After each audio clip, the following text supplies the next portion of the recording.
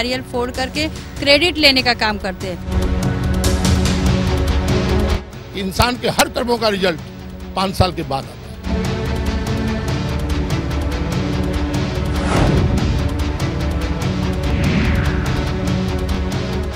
नमस्कार, स्वागत है आप सभी का हमारे इस खास कार्यक्रम मुंबई की आवाज में। आज हम खड़े हैं आर्थिक राजधानी मुंबई के प्रेस क्लब में। वो प्रेस क्लब जहां समय समय पर प्रेस कॉन्फ्रेंस रख के तमाम वो लोग जो अपनी आवाज सरकार तक पहुंचाना चाहते हैं, सरकारी महकमे तक पहुंचाते हैं, मीडिया को यहां इनवाइट किया जाता है पत्रकार परिषद के दौरान। लेकिन आज सबसे पहले इस कार्यक्रम का जो एजेंडा है वो हम साफ कर दें।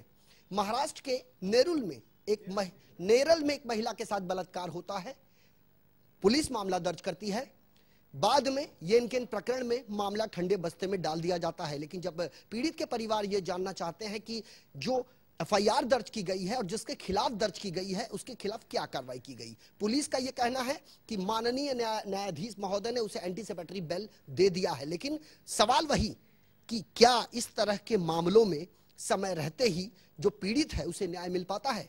हमारे सामने खड़े इन तमाम लोगों की तस्वीरें कैमरा पर्सन आनंद वर्मा अपने कैमरे में कैद करें और उन दर्शकों तक पहुंचाने की कोशिश करें। मानवाधिकार एसोसिएशन ऑफ इंडिया द्वारा आयोजित यह कार्यक्रम है कि मला न्याय द्या आणि बलात्काराला शिक्षा करा, यानी कुल मिला के हमें न्याय दीजिए और बलात्कारी को सजा दीजिए। ये आज का एजेंडा है। साफ तौर पर यह कहा जा सकता है कि लोकतांत्रिक कहे जाने वाले इस भारतवर्ष में आए दिन बलात्कार जैसी घृणित वारदातों को अंजाम दिया जाता है, लेकिन क्या समय रहते बलात्कार के दोषी को सजा मिल पाती है? ऐसे कई सवाल हैं और ये जानने के लिए सबसे पहले हम इश्तियाक जागीरदार के पास पहुंचते हैं, जिन्होंने हमें यहाँ पर न्योता देके आमंत्रित किया है।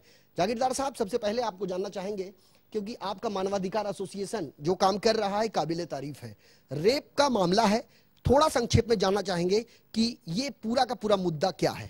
देखिए, ये नेरल जहाँ पे माथेरान एक खूबसूरत इलाका है, पहाड़ी इलाका, उसका स्टेशन है नेरल पुलिस स्टेशन में जब ये महिला का देवर ने इनके साथ में बलात्कार किया, जबरदस्ती किया और ये इन्होंने अपने पति को बताने के बाद पहले तो पति को विश्वास नहीं हुआ, लेकिन जब ये विश्वास की बात हो गई तो इन्होंने गए पुलिस स्टेशन में जाकर एफआईआर दर्ज करना चाहे तो उन्होंने कहा पहले मेडिकल कैंप करना पड़ेगा और मेडिकल कैंप का होता है जितना जल्द से जल्दी करे। 24 घंटे के बाद इनका मेडिकल कैंप होता है और आरोपी को पकड़ा नहीं जाता है और कहा जाता है कि हम पकड़ेंगे, फिर बाद में कहते हैं कि उनको एंटीसेप्टर बेड मिल गए।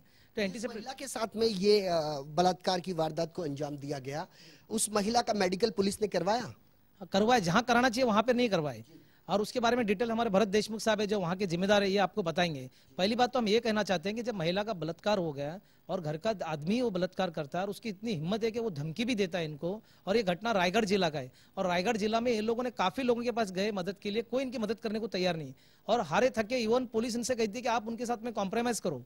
ये कहाँ का इंसाफ है? पुलिस कॉम्प्रोमाइज करने की बात करती है, जबकि उसको न्याय देना चाहिए, उसको शिक्षा देना चाहिए, उसको अटैक करना चाहिए और लोगों को जब शिक्षा नहीं देंगे उसकी हिम्मत और बढ़ जाएगी। और वही आरोपी आज इनको धमकी भी दे रहा है, इनके हस्बैंड को भी धमकी दे रहा है, इनको भी धमकी दे रहा है और ये भयभीत होकर परेशान हो गए तो जाए तो कहाँ जाए। तो हमारे भरत देशमुख वहाँ के जिम्मेदार है, जब इनको पता चला तो इन्होंने मानवाधिकार से वहाँ पर आवाज उठाते, इनको भी धमकी दी गई। लेकिन मैंने कहा आप डरो मत, आप मुंबई प्रेस क्लब में आइए, हम पूरी मीडिया को इन्विटेशन, फिर आपको भी हमने इन्विटेशन दिया। यहाँ पे एक बड़े बड़े यहाँ पर स्टार होते हैं जैसे सैनी लियोल जैसे, जब इनका कोई बलात्कार का केस आता है तो पूरे मीडिया उनको दिखाती है, पूरे लोग उसके ऊपर ये करते हैं, यहाँ के सीएम उनके ऊपर मतलब कोई बराबर उनको सपोर्ट करते हैं। मतलब हम समझ सकते हैं। हमारे साथ हमारी सहयोगी सुधा सिंह है, हम चाहेंगे कि वो हमारे सामने आए, क्योंकि मामला जब सनी लियोनी का जब सामने इन्होंने उठाया है तो हम बताना चाहेंगे सनी लियोनी एक पॉर्न स्टार है। सुधा, आपसे जानना चाहेंगे कि जागीरदार साहब जो मानवाधिकार एसोसिएशन ऑफ इंडिया के अध्यक्ष हैं, उनका यह कहना है कि जब एक पॉर्न स्टार जो है जब वो इस तरह की चीजों में लिप्त होती है, जिस्म नुमाइश करने के मामलों में, तो उसे ज्यादा हाईलाइट किया जाता है और ऐसे लोगों को प्रगति भी ज्यादा मिलती है। लेकिन एक बलात्कार की शिकार एक पीड़ित महिला या युवती या लड़की कहो तो उसे एक हे दृष्टि से देखा जाता है, क्या कहेंगे? बिल्कुल संजय, सबसे पहले मैं बता दूं, जिस प्रकार से ये सारी वारदात सामने आती है, जब भी देखा जाता है एक रेप की हुई लड़की, उसे न्याय नहीं मिलता हमारे देश में। और वहीं यदि बात की जाए सनी लियोन जैसे जो एक्ट्रेसेस होती हैं, पॉर्न स्टार, पहले उनका बैकग्राउंड पॉर्न स्टार था और उसके बाद फिर वो एक एक्ट्रेस के रूप में है, उनका फ्यूचर बढ़ता चला जा रहा है, वो आगे चलती चली जा रही है। लेकिन एक रेप पीड़ित जो औरत होती है उसकी दास्तां इतनी लंबी होती है, लेकिन उसके ऊपर किसी का गौर नहीं होता और ना ही उसका फ्यूचर आगे के लिए होता है। लोग यही सोचते हैं कि अब ये रेप की हुई, इसका रेप हुआ है, उसे हेय दृष्टि से देखा जाता है, उसके बाद उसका फ्यूचर भी खराब होता है। लड़की के माँ बाप भी इसी बात से परेशान रहते हैं। तो सबसे बड़ा सवाल हमारे न्यायपालिका के सामने ये आता है कि आखिरकार न्याय किस बात का दे रहे हैं। दो तरह से लड़कियों को आगे बढ़ने की बातें कही जाती हैं, हर तरह की सोशल चीजें सामने आती हैं कि हम लड़कियों को अब आगे बढ़ाने की पूरी कोशिश कर रहे हैं, लेकिन इस तरह का जो अन्याय हो रहा है, एक तरफ पॉर्न स्टार जैसे जो एक्ट्रेसेस होती है वो बहुत आगे जाती हैं और उनका फ्यूचर बनता जाता है, और वही रेप पीड़ित लड़की आखिरकार क्यों उनके साथ इस प्रकार का व्यवहार होता है, ये बड़ा सवाल है संजय जी। बिल्कुल, और सवाल भी जायज है, क्योंकि एक पॉर्न स्टार जो होता है उसे कौन नहीं जानता, और उसने कौन सा ऐसा वेबसाइट है जिसके ऊपर वो पॉर्न स्टार नहीं देखी जा सकती अश्लील हरकत करते हुए, लेकिन बावजूद उसे तवज्जो मिलता है, उसके आगे का भविष्य उज्जवल होता है। वहीं दूसरी तरफ रेप की शिकार जो, चाहे लड़की कहें हम, महिला कहें हम, बतौर मीडिया उसके आबरू, उसकी इज्जत का हम ध्यान रखते हैं और उसके नामों को भी हम सार्वजनिक नहीं करते। और सबसे बड़ी बात यह है कि इस तरह के मामले जब सामने आते हैं तो सरकारें क्या करती हैं। हमारे साथ यहाँ पर और भी कई लोग हैं। सबसे पहले आपका नाम जानना चाहेंगे? भरत देशमुख। देशमुख साहब, आपसे ये जानना चाहेंगे कि ये जो मामला नेरल का सामने आया है, एक महिला के साथ रेप किया जाता है, आप पुलिस स्टेशन में इनिशिएटिव लेकर एफआईआर दर्ज करवाने जाते हैं, कितना समय लगा आपको ये एफआईआर दर्ज करवाने में?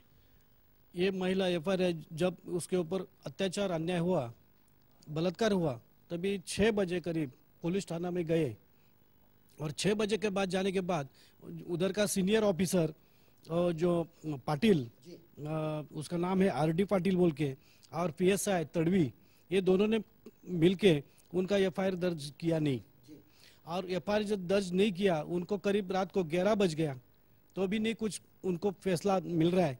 तो इसके वजह से वो महिला और उसके पति दोनों मिलके दक्षता कमेटी है वहाँ पे, तो उनके पास गए, और उनके पास जाने के बाद वो महिला जब उधर पुलिस थाना में आ गया तो उसके बाद वो पुलिस थाना में उन्होंने कंप्लेंट दर्ज किया। रात को उस टाइम बजे थे 12:30। बाद में बोले कि मेडिकल करने के लिए अपने को जाना है, तो अभी जाना है, तो मेडिकल करने के लिए जाना है, तो ये लोग रुके उधर, लेकिन एक एक मिलके सब पुलिस वहाँ पुलिस स्टेशन छोड़ के सब भाग गए। रात का टाइम हो गया, अभी मेडिकल के लिए जाने नहीं सकते, तो कल आ जाओ, कल अपन मेडिकल के लिए अलीबाग में जाएंगे। पुलिस ने रात में तत्परता नहीं दिखाई? नहीं, तो अलीबाग जाएंगे बताए। अलीबाग जाए तो ठीक है, कल सुबह दूसरे दिन वो लोग आ गए पुलिस थाना में। बाद में सीनियर ऑफिसर 11 बजे 12 बजे आ गया, बोला अभी अलीबाग में जाना है, एम्बुलेंस बनाया। जिधर नेरल में जो आरोग्य केंद्र जो गवर्नमेंट का है वहां पे मेडिकल किया नहीं। उसके बाद तालुका करजत है, करजत में मेडिकल कैंप उधर है, उधर भी नहीं किया। बाद में खालापुर में है, वहां पे नहीं किया। अलीबाग में तो छोड़ो बात, अलीबाग में पहुंचे नहीं, ये चौक में आउटपोस्ट में जाके उधर मेडिकल किया, और वो भी हम उनके ऊपर ऑब्जेक्शन ले रहे हैं क्या ये डॉक्टर और ये पीएसआई एपीआई ये जुले मुले भगत है दोनों मिलके। और मेरा कहना यही है, अगर आरोपी इतना बड़ा हादसा करके आरोपी अगर खुलेआम घूम रहा है और धमकी दे रहा है सबको कि हमारा कुछ कोई बाका नहीं कर सकता है, कुछ भी करना है तो कर लो, तुम्हारा पति को तो मैं जान से मार डालूंगा, तुम मेरा नाम बदनाम करेगा, तो अगर इतना वो कहता है तो इसका मतलब क्या होती है?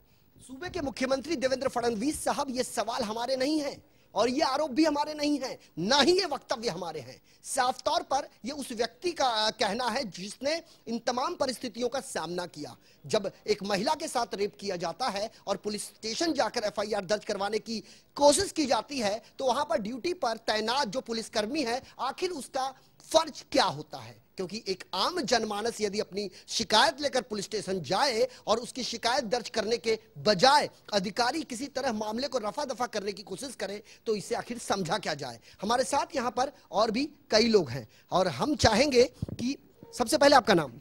सुनील कुमार गौड़ा। सुनील साहब, ये बताइए, ये नेरल का जो मामला है, क्योंकि इस भारतवर्ष ने कई ऐसे मामलों को देखा है, चाहे एक चलती बस में एक महिला एक लड़की के साथ सामूहिक बलात्कार की वारदात को अंजाम दिया जाए, पूरे भारतवर्ष में गुस्सा जो है सड़कों पर फूट पड़े, कैंडल मार्च निकाला जाए, शोर शराबा हो, लेकिन एक नेरल में इस तरह का जो वाकया हुआ है उसके बाद की स्थिति क्या है? उसके बाद की स्थिति जो अभी मुझे पता है, देशमुख साहब ने जो मुझे बताया, बेसिकली अभी वहाँ पे ऐसा है कि सीनियर ने जो है एक्शन लिया नहीं है।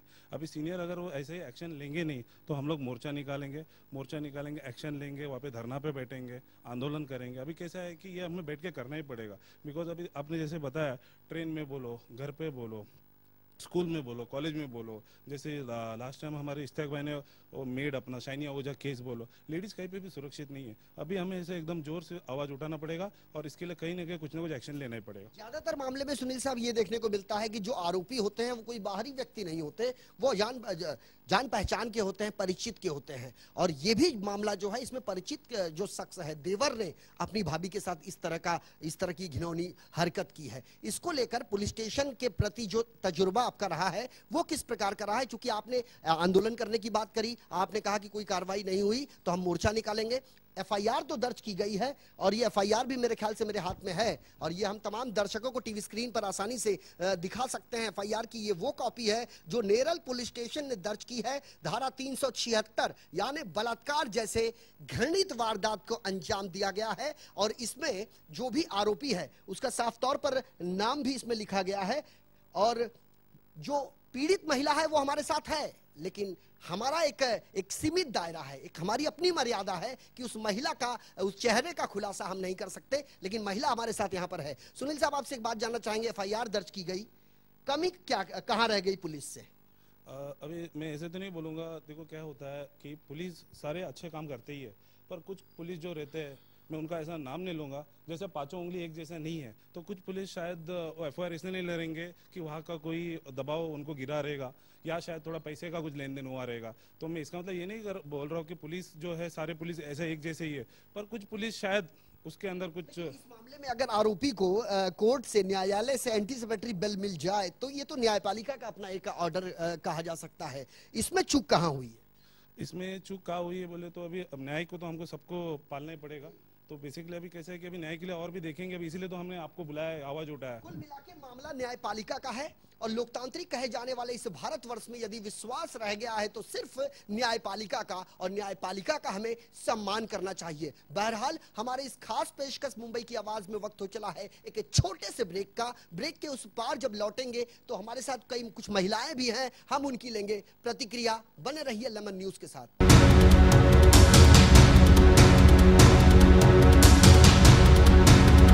नारियल फोड़ करके क्रेडिट लेने का काम करते हैं। इंसान के हर कर्मों का रिजल्ट 5 साल के बाद आता है।